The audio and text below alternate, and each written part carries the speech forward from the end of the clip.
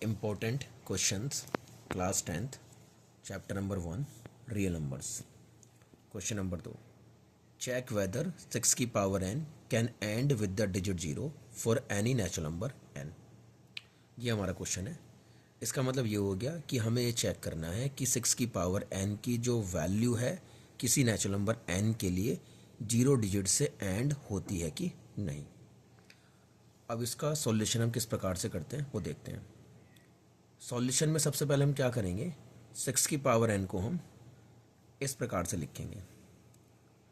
अब इसको हम इस प्रकार से लिख सकते हैं.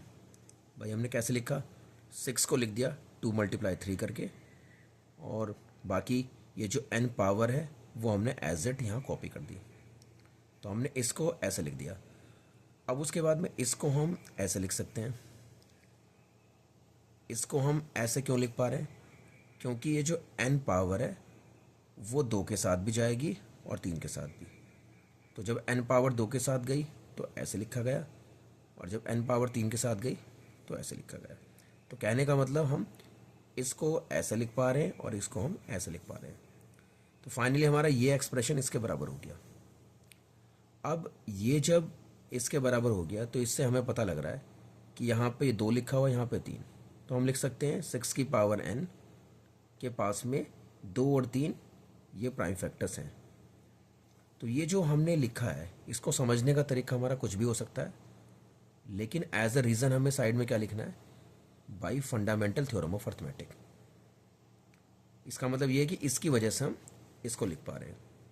अब उसके बाद में हमें यहाँ पर क्या समझना है कि यहाँ पे अगर इस स्टेटमेंट को देखो तो इससे पता लग रहा है कि हमारा यहाँ पर प्राइम फैक्टर 5 नहीं है.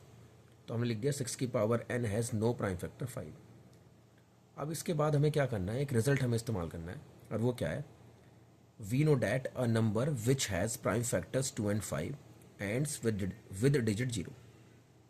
इसका मतलब ये है कि कोई नंबर जिसके पास में 2 प्राइम फैक्टर भी है 5 भी है, चाहे 2 और 5 के अलावा कोई और प्राइम फैक्टर हो या ना हो, इस प्रकार का अगर कोई नंबर है तो हमेशा याद रखना है कि उस नंबर की जो एंडिंग है वो 0 डिजिट से होती है.